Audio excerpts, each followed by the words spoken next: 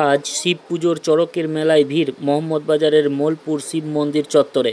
স্থানীয় সূত্রে জানা যায়, প্রতি বছরের মতো এবছরও শিবের চড়ক উপলক্ষে পুজো ও মেলার আয়োজন করা হয়।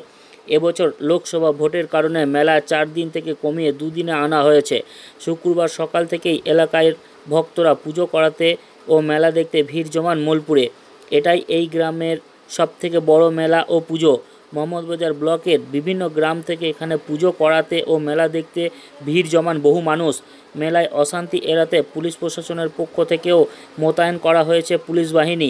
দুদিনের মেলা শেষে পহেলা বৈশাখ গ্রামবাসীদের উদ্যোগে প্রতি বছরের মতো এবছরও একটি যাত্রাপালার আয়োজন করা হয়েছে।